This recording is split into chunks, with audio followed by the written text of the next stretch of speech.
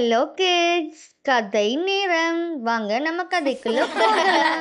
வேதம் அணையான் உயிர்நிலை அஃதிலார் தீமை தனக்கே தரும். ஒரு அழகான கிராமத்தில் ஆரம்ப பள்ளியில் ஒரு நல்ல ஆசிரியர் வாழ்ந்தார். அவரின் பெயர் அர்ஜுனன் ஆசான். அவர் மாணவர்களுக்கு பாடம் மட்டுமல்ல, வாழ்க்கை மதிப்பையும் கற்றுத் தருவார். அந்த வகுப்பில் ஒரு புத்திசாலியான சிறுவன் இருந்தான். அவனது பெயர் கண்ணன். கண்ணன் மிகவும் புத்திசாலி, ஆனால் கொஞ்சம் கட்டுப்பாடின்றி இருப்பவன். ஒரு நாள் ஆசான் கூறினார், குழந்தைகளே, காலையில் விரைவில் எழுந்து நேர்த்தியாக பாடங்கள் படிக்க வேண்டும். எப்போதும் உண்மை பேசுங்கள். தவறுகள் வந்தால் ஒப்புக்கொள்ளுங்கள். அனைத்து பிள்ளைகளும் கவனமாக கேட்டார்கள். ஆனால் கண்ணன், நான் படிக்காமலே நல்ல மதிப்பெண் வாங்கிவிடுவேன் என்று எண்ணி ஆசானியின் வார்த்தையை விலக்கினான். அவன் காலை தூங்கிக் கொண்டே இருப்பான், வீட்டுப்பாடம் செய்ய மாட்டான், சில நேரங்களில் பொய் சொல்வான்.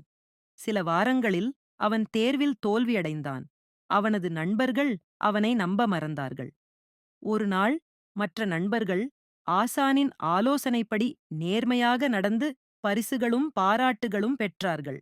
கண்ணன் அதை பார்த்தபோது நெஞ்சம் கனிந்தது. அவன் ஆசானிடம் சென்று கூறினான், ஆசிரியை, நான் தவறு செய்தேன். உங்கள் சொற்களை மதிக்கவில்லை.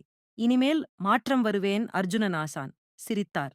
அறிவாளி தவறினால் அவனது அறிவே அவனை துன்பத்திற்கு இட்டுச் செல்கிறது. மாற்றம்தான் முதல் வெற்றி. அந்த நாள் முதல் கண்ணன் நேர்த்தியாகவும் உண்மையாகவும் நடந்து வாழ்வில் முன்னேறத் தொடங்கினான். பாடம்: ஆசாரத்தைக் கடைபிடிக்காமல் வாழ்வோர் தாங்களே தங்கள் வாழ்வை தீமையாக்குகிறார்கள். இந்த வீடியோ உங்களுக்கு பிடிச்சிருந்தா லைக் பண்ணுங்க, ஷேர் பண்ணுங்க, மறக்காம சப்ஸ்கிரைப் பண்ணுங்க. தேங்க்யூ ஃபார் வாட்சிங்.